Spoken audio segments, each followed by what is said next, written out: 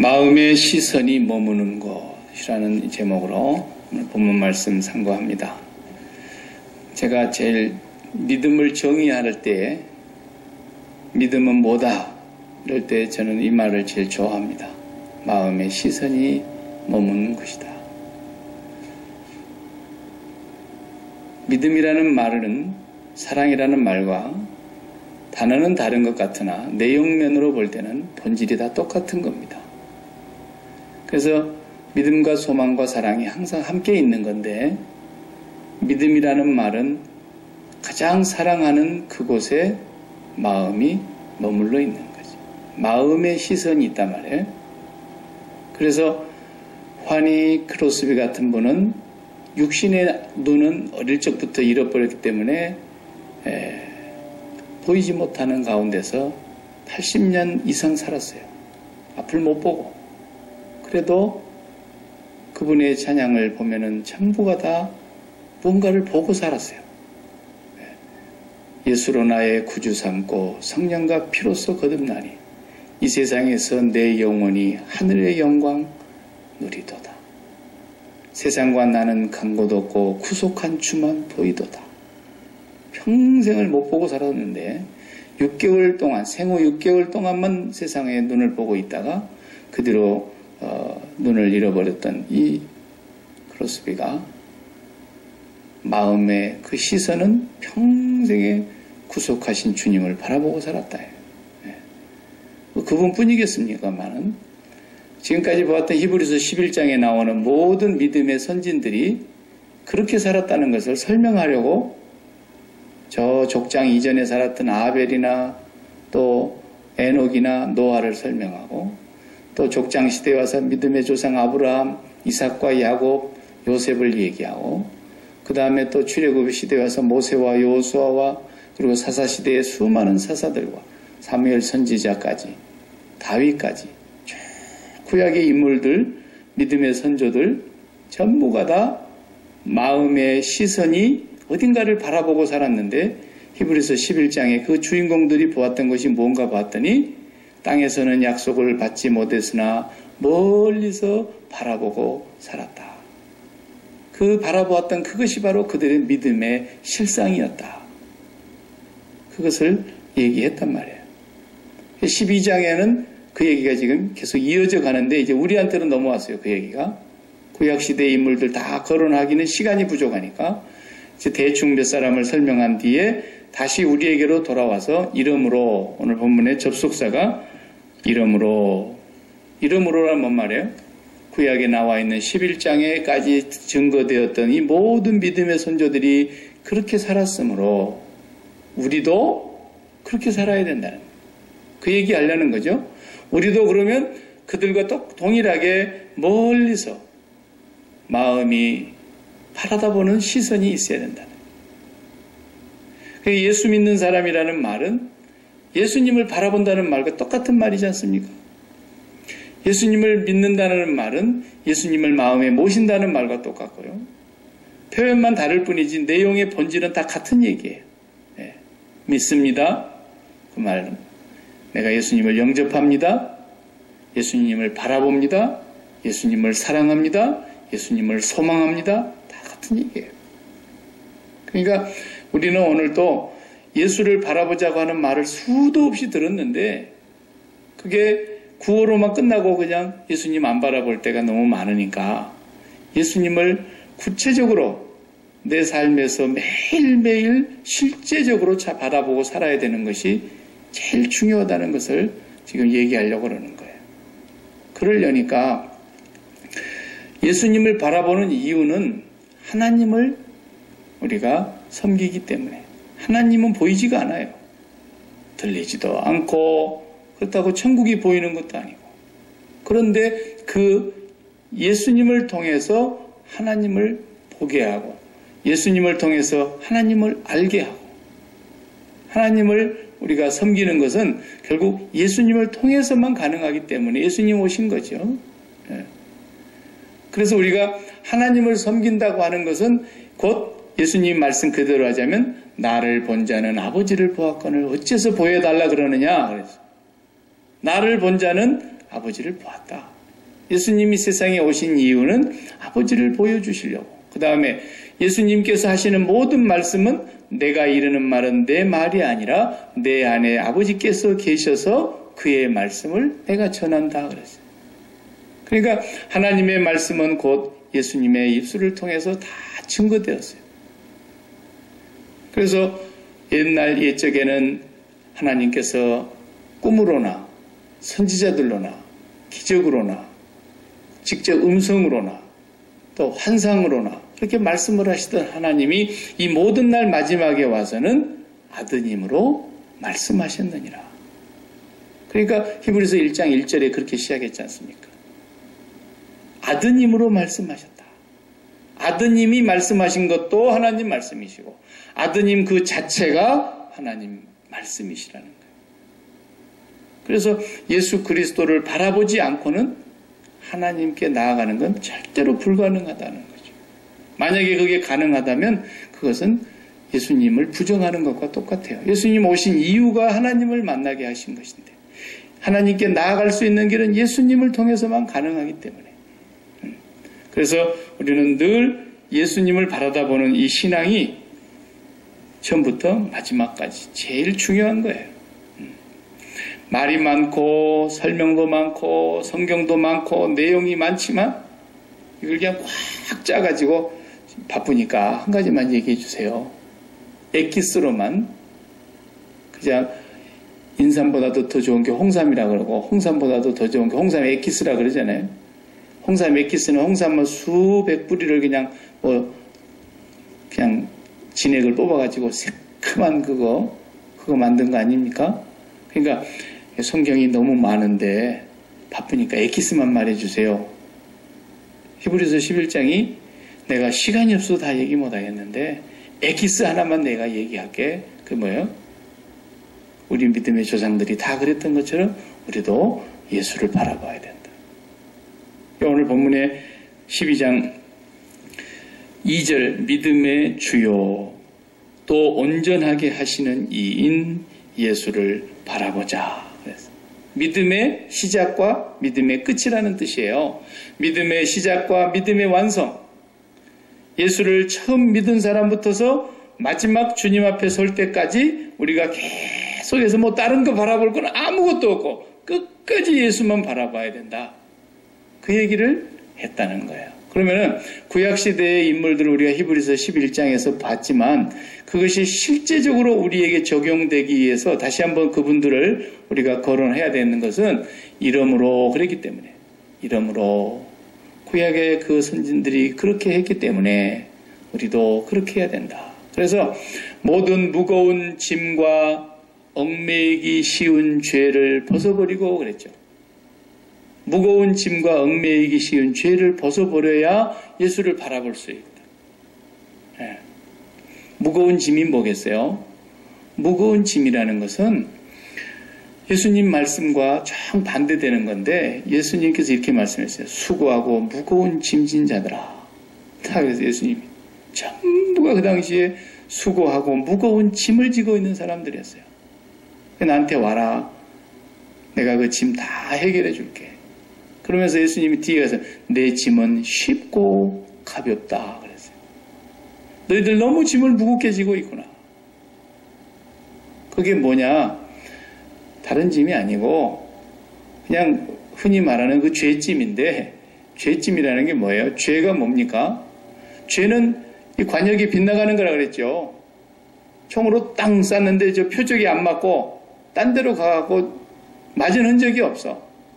그것은 죄라고 말해요. 하나님과 내 마음이 딱 일치되어서 내 안에 너 있다.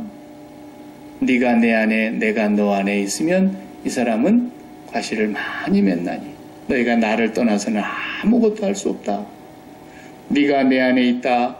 내 너 안에 있니? 라고 물어보는 거예요. 예수님 베드로 찾아와가지고 요한의 아들 시몬아 너 내 속에 있는데 내 너 안에 있니? 라고 물어본 것이 뭔 말이에요? 네 이것들보다 나를 더 사랑하니? 라고 물어봤어요. 예수님 안에 내가 있고 내 안에 예수님이 있니? 그 말이에요.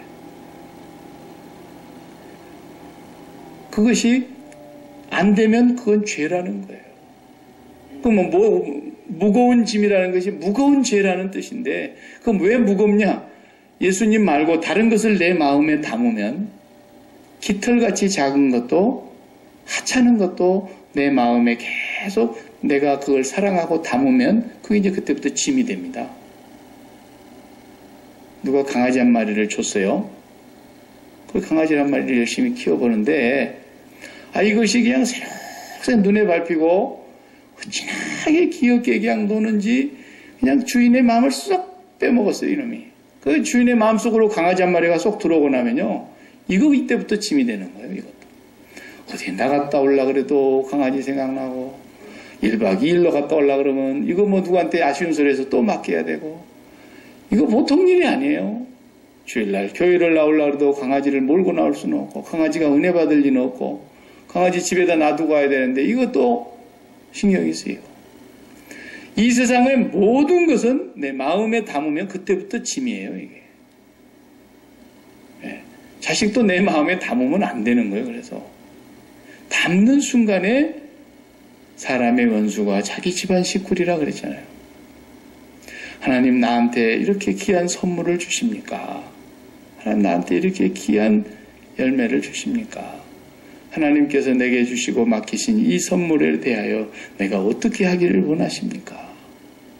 요렇게럼 하고 마음에서 밀어내야지 그냥 죽어도 못 살 것 마냥 그걸 마음에 담아봐요. 그러면요, 믿음이 다 도망가 버립니다. 한순간에. 거짓말 안 해요. 해봐요, 한번 연습으로 지금부터. 다 도망가 버려요. 그 마음에 담았던 것에 탈 한번 나봐요. 자식을 그냥 마음에다 다 담아놨고요. 마음에 그냥 자식이 온통 꽉 찼어. 내 안에 네 있다. 이렇게 담아놨어요. 근데 그 자식이 그냥 저 호주로 가 있어요. 회사에서 지사 발령이 나가지고. 그 호주는 우리가 그냥 가보지도 않고 알지도 못하는 땅인데, 저 남태평양 밑에 큰 대륙이 하나 떨어져서 큰 섬이 있는데, 호주래, 그게. 평소에 거기는 아무런 관심이 없었는데, 내 마음에 사랑하는 자식 하나가 거기 뚝 떨어져 있다. 근데 아침에 뉴스를 탁 켜보니까, 호주에 대지진 오다. 이랬다. 막 빌딩이 무너졌다. 막 난리가 났어. 그러니까 그냥 내 마음도 같이 무너져 버리는 거야. 그러지 않습니까? 왜? 내가 마음에 다 담아놨던 그 자식이 거기 가 있는데. 그 사람은 자기 마음에 담아놓은 것으로 인해서 그냥 마음이 그것에 의해서 춤을 추는 거예요. 춤을 추는 거예요. 아니, 목사님 그렇게 사는 것이 다 그렇지 그러면 그렇게 안 산단 말입니까? 그냥 그렇게 살다가 지옥 가는 거예요, 그냥 그게. 예수 안 믿는 사람 다 그렇게 살지, 당연하지. 그게 잘못됐습니까? 그러는데 잘못된 줄도 모르고 사는 거예요.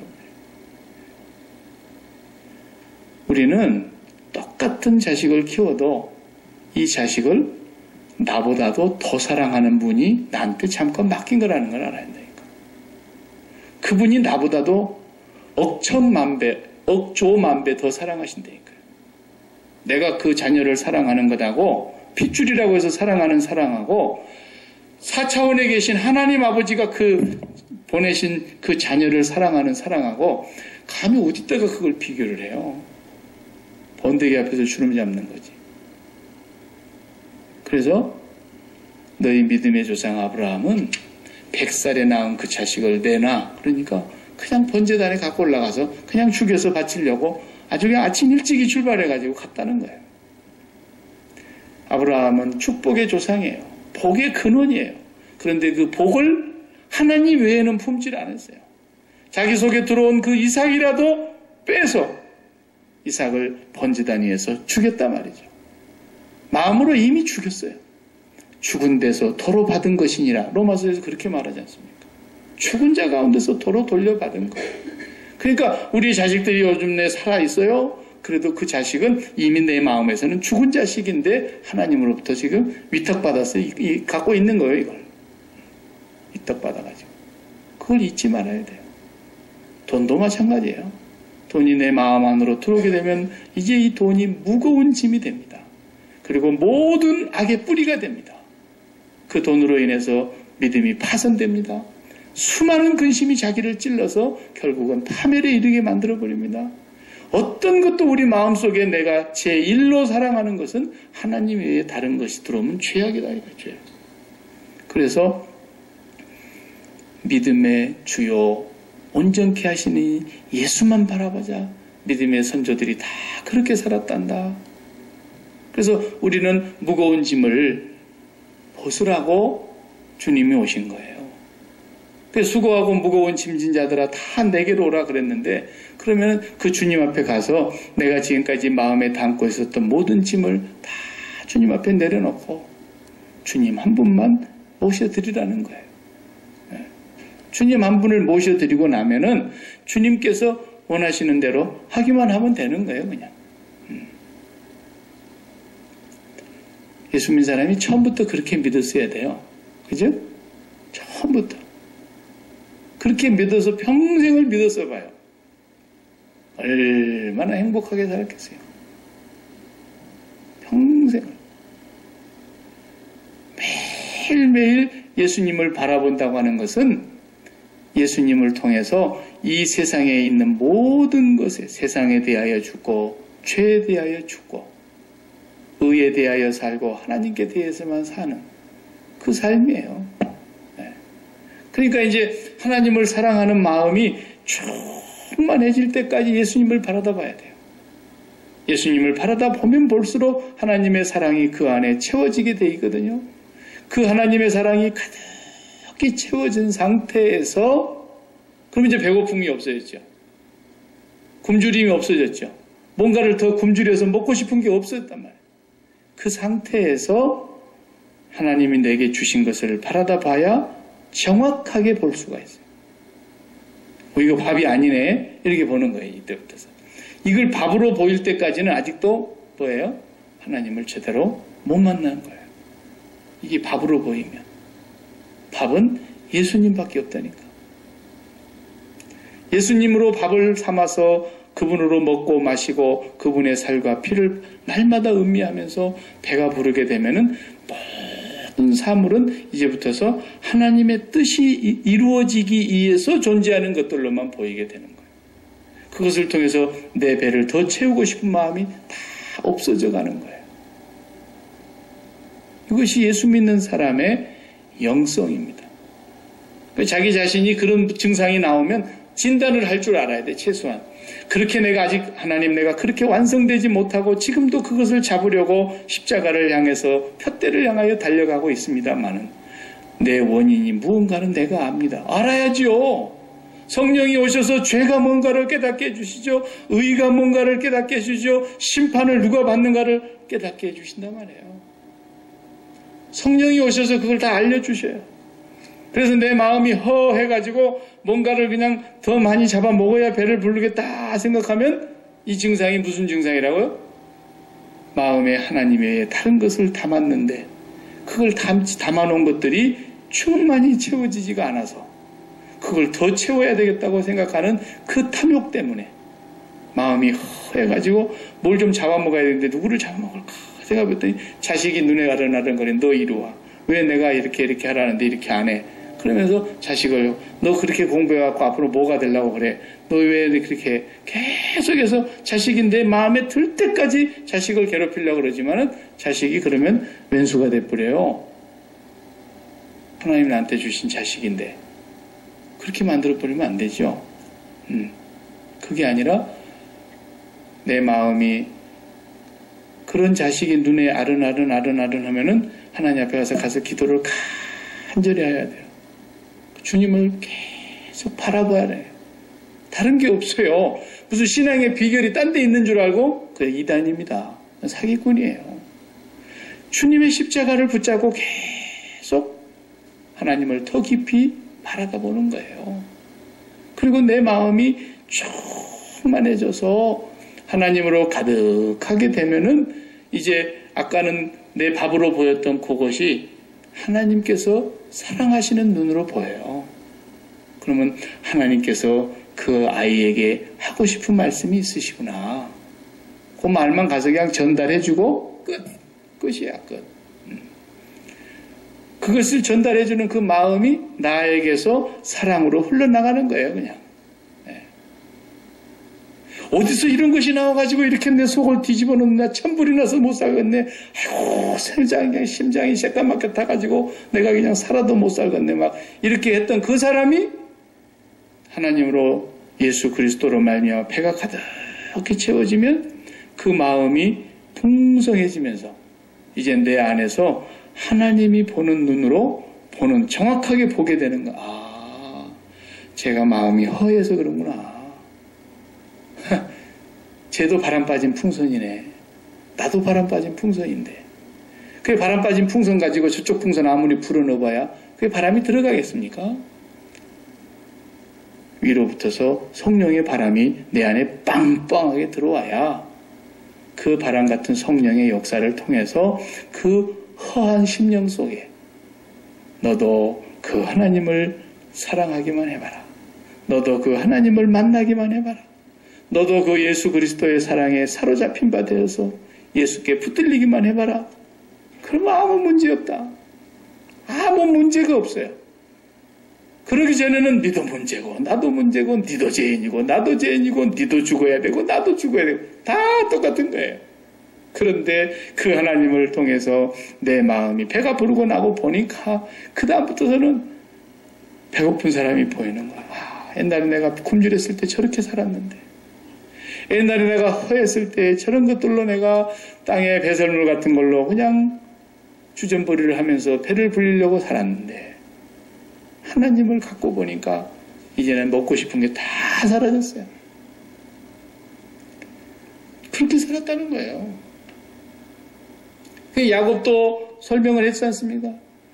야곱은 복이라 그러면은 누가 다 가져갈까 봐서, 아니 준다 그랬는데도 뱃속에 생기기도 전부터서 태아에 이미 들어서기도 전부터서 큰 자가 작은 자를 섬기리라 하는 하나님의 약속이 있었음에도 불구하고 그걸 못 믿고 그냥 지가 복을 차지하려고 온갖 술수를 다 부리고 그렇게 난리를 치는 거예요. 그게 인간이라는 거예요. 그래서 그걸 다 가져봤지만 복이 아니었다는 걸 알게 되고 바로 앞에 서는 날 내가 130년의 세월을 살았는데 내 나그네 세월이 우리 조상들의 나이에는 훨씬 못 미치지만 험악한 세월을 살았습니다. 그래서 복이 아니었다는 걸 알았어요. 진짜 복이 하나님이었구나라는 것을 알고 나서 바로에게 들어가 축복을 하고 나오잖아요. 왕인데. 왕은 이상의 지존 아닙니까? 왕이 이 세상에서 바라는 게 있겠어요? 다 가진 사람인데. 그런데 그 왕도 하나님이 없는 왕은 불쌍히 보이는 거예요. 바로 앞에 들어가 야곱이 하나님의 이름으로 바로를 축복하고 나오는데 히브리서에 뭐라 그럽니까? 7장에서 패 일어나고 복이라고 하는 건 자고로 큰 사람이 작은 사람에게 내리는 것이라 그랬잖아요. 그러니까 야곱이 하나님을 알고 보니까 진짜 복을 가지고 난 뒤로부터서 바로를 축복하고 나오는 사람이 되더라는 거예요. 몸이 묶여가지고 죄수 아닌 죄수로 재판을 받는 자리에 앉아 있었던 바울도 아그리빠 왕을 보면서 왕이시여, 내가 이렇게 묶인 것 외에는 왕도 나와 같이 되기를 바랍니다. 축복을 하고 마는 거예요. 진짜 복은 다른 데 있더라는 걸. 그래서 우리가 매일매일 예수님 바라보는 일을 누가 더 인내하면서 하느냐, 누가 더 지속적으로 하느냐. 믿음은 바라보는 동안까지만 믿음이에요. 바라보는 것이 딱 멈추면 믿음이 꺼지는 거예요. 바라보는 순간만 믿음인 거예요. 믿음이 계속 지속되려면 계속 바라다 봐야 되는 거예요. 예수 그리스도를 매일 바라보자는 거예요. 아벨도 왜 소개가 됩니까? 아벨이 갑자기 제사를 그와 그의 제물을 받으셨다. 가인과 그 제물을 받지 않으셨다.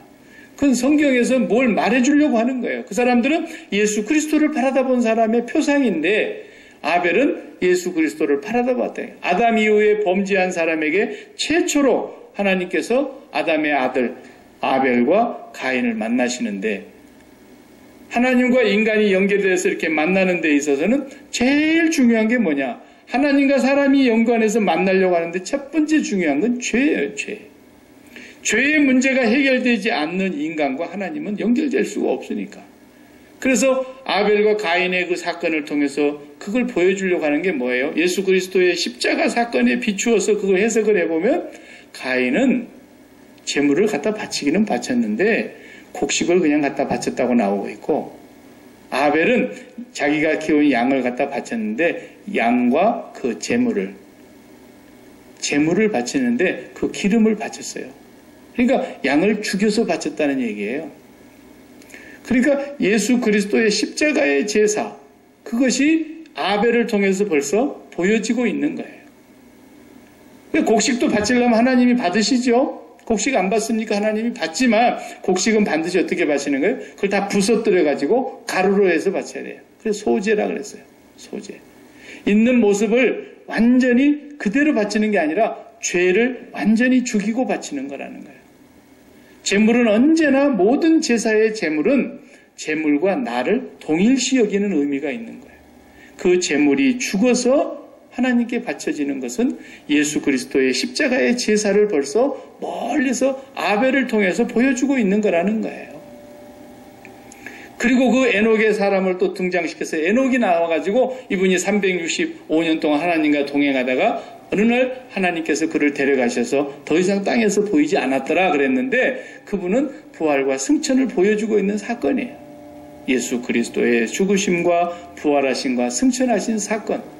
날마다 예수님을 바라다보고 있는 사람은 마음이 어디로 가겠어요? 부활하셔서 승천한 곳으로 마음이 가지요. 에녹처럼. 그리고 노아를 또 보여주고 있는 거예요. 노아는 방주를 예비하면서 120년 동안 인내하면서 방주를 예비했다는 그 노아의 사건을 통해서 보여주시려는 건 뭐냐면, 노아를 통해서 예수 그리스도의 십자가와 연계해서 해석을 해보면 노아의 사건은 뭘 말합니까? 새로운 걸 말하는 거예요. 날마다 새롭게 하는 거예요. 새 출발하는 거예요. 노아의 8, 19, 8이라는 건 성경에서 새 출발의 시작이에요. 모든 걸 다시 시작한다고 해도 언제나 8이에요. 8. 그래서 노아는 교회, 그 방주가 교회의 상징이라고 우리가 일반적으로 알고 있는데요. 노아의 방주 안에는 딱 8명밖에 없었어요. 다 죽었어요. 그냥 교회라 그러면은 사람이 많이 좀 들어와야 뭐 교회지, 이럴 수 있잖아요. 많은 사람이 구원받아야지. 그런데 아니에요. 하나님이 정한 사람만, 믿음의 사람만 딱 8명이 새로 아담 이후에 출발하는 거예요. 새 출발이에요. 새롭게 시작하는 거예요. 매일매일 노아는 새 출발을 의미하는 것을 말하는 겁니다. 예수 그리스도를 믿고 예수 그리스도를 바라다보고 예수 그리스도와 함께 세상에 대하여 죽는 사람은 매일 새로운 날을 맞이하는 거예요. 어제의 그날이 오늘 이어지는 게 아니고, 어제는 어제고 오늘 또 다시 예수 그리스도와 함께 새로운 날을 맞이하는 거예요. 매일매일 새롭게 맞이하는 거예요. 그러니까 성령이 충만해지면 제일 나타나는 증상이 뭐냐면, 늘 자기 집 앞에 뜰에 새도 와서 놀고 꽃도 피고 막 이렇게 나무도 있고 그런데, 성령이 충만한 은혜가 되면요, 그게 그렇게 새로워요. 그게 새롭게 보인다니까요. 사람이 매일 그 보는 사람인데 그렇게 새롭게 보일 수가 없어요. 해 아래 새 것이 있는 줄 아세요? 없어요. 항상 해 아래는 새 것이 없습니다. 그런데 만물을 새롭게 하시는 성령께서 역사하시면 항상 새롭다니까요. 항상 새로워요. 그래서 그리스도와 함께 딱 죽고 그리스도를 바라다보고 하나님으로 충만해지는 그 가운데 다시 사람을 봐봐요. 사람이 달리 보여요. 똑같은 사람이 아니에요. 달리 보인다니까. 아유, 지루해. 아유, 실증나. 그러면 지금 이 사람이 뭔가 문제가 왔다는 뜻이죠. 지루하고 실증나고 그렇게 되는 것은 성령의 역사가 아니에요. 주님을 매일매일 바라다 보면서, 아, 내가 오늘 또 죽은 사람이나 합사 똑같은데 내가 그리스도 안에서 새로운 삶을 또 선물로 부여받았구나. 오늘 한 날 동안 내가 다 살고 갈런지, 오늘 하루 중에 어쩌다 주님이 에녹처럼 올라오라 그럴런지, 모르겠지만 오늘 하루 동안에도 하나님이 또 나를 새로운 날을 주셨는데 이 한 날 동안에 하나님의 뜻이 무엇인가? 그것을 날마다 구하고 찾고 두드리면서 하나님 안에서 맞이하는 모든 것들이 늘 새로워야 된다. 이게 예수 믿는 사람이에요. 다른 게 새 것은 없어요. 그래서 노아를 통해서 매일매일 새로 출발하는, 새로 시작하는 그런 삶을 보여주신 거예요. 이삭도 마찬가지죠. 이삭이 아버지가 번제단위에 올려놓으려고 그럴 때 그 순종하는 거 보세요. 죽음의 자리에 그를 이제 제물로 올려놓고 죽이려고 그러는데 아버지가 하는 그 일에 순종하는 것은 이삭도 이미 죽었다는 거예요. 거기서 이삭도. 성경에 나오는 이야기들이 다 그 얘기들이에요. 그러니까 예수님을 바라다 볼 때 무엇을 바라보는, 어떤 예수님을 바라다 보느냐? 십자가에 죽으신 예수님을 먼저 바라다 보는 거예요. 그분이 오셔서 십자가에 죽기 위해서 오셨어요. 나의 죄를 다 짊어지시고 나를 십자가에 못 박기 위해서 오신 거예요. 그분은 나와 동일한 제물이 되셔서 나의 모든 죄를 다 짊어지시고 나의 죽음을 그분이 담당하셨어요. 그분의 죽음이 나의 죽음으로 연계가 된 거예요. 나는 그분의 죽음을 그분의 죽음으로 제3자의 죽음으로 바라보지 아니하고 그분의 죽음이 나의 죽음이라는 걸 날마다 확인하고 사는 거예요. 그리고 이제부터서 이제는 내가 산 것이 아니라 내 안에 계시는 예수 그리스도를 통해서 오늘 또 새로운 날을 또 살아가는 거예요. 오늘 하루 동안에도 하나님께서 나에게 원하시는 것이 무엇인가? 예수님을 바라다 보면서 그렇게 매일매일을 살아가는 것이다라는 거죠. 이것이 이러므로라는 말 속에 지금 다 담고 있는 거예요. 구약시대에 나왔던 모든 인물들 한 사람 한 사람을 다 거론하면서 얘기를 합니다. 모세도 얘기하죠. 그 다음에 삼손, 기드록, 기드온, 바락, 입다 이런 구약의 사사들까지 다 얘기하는데 이 사람들의 포인트는 뭐냐면요. 십자가와 빗대서 생각해 볼 때 이 사람들은 두려움을 이겨낸 사람들이에요. 자기 앞에 맞닥뜨려져 있는 그 현실 앞에서 언제나 두려움이라는 건 사람이 갖게 돼 있거든요. 두려워하지 않는 사람이 없어요. 그런데 그 두려움 앞에서 어떻게 했느냐라는 거예요. 모세의 부모님 얘기는 별로 설교에서 잘 나오지 않는 인물이잖아요. 그런데 히브리서에서는 모세의 부모님 얘기를 해요. 이 부모가 바로를 두려워하지 아니하고 석 달 동안을 숨겼다. 잡히면은 그냥 일가가 몰살되는 얘기인데 바로를 두려워하지 아니했다. 그리고 여호수아에게 하나님 말씀하시는데 벌벌벌 떨고 있는 걸 보고 주님이 오셔서 그러는 거예요. 강하고 담대하라. 두려워하거나 놀라지 말라. 나는 너의 하나님이다. 그러면서 두려워하지 말라는 얘기를 계속하는 거예요. 기드온에게도 똑같이 와서 그러는 거예요. 네가 300명 데리고 나가니까 떨리지? 두려워하지 마라. 계속해서 두려워하지 말라는 것을 강조하고 계세요. 오늘 우리가 현실을 부딪히는 일들을 이렇게 가만히 생각해 보면은 두려움이 찾아듭니다. 걱정이 찾아듭니다. 불안해집니다. 괜히 염려가 찾아옵니다. 그러지 말라는 거예요. 그럴 때 어떻게 하라는 거예요? 예수님을 바라다 보라는 거예요. 네. 그러니까 축복의 순간 좋은 것들이 와도 그 축복에 대해서 죽고 예수님을 바라고, 어려운 상황이 오고 불리한 환경이 오고 위험한 지경에 들어가도 두려워하지 말고 예수님을 바라보고 그 환경에 대해서 죽고, 어떤 상황이 되든지 십자가를 바라다보는 그 상황에서 같이 죽으면 다 하나님께서 그 상황을 감당하신다고 하는 것입니다. 성경은 그것만 요구하는 거예요. 내 몸이 톱으로 켬을 당하는 일도 있었다 그랬죠? 재산을 다 뺏기고 유리방황하고 토굴 속에서 살아야 되는 그런 상황도 있었다 그랬죠?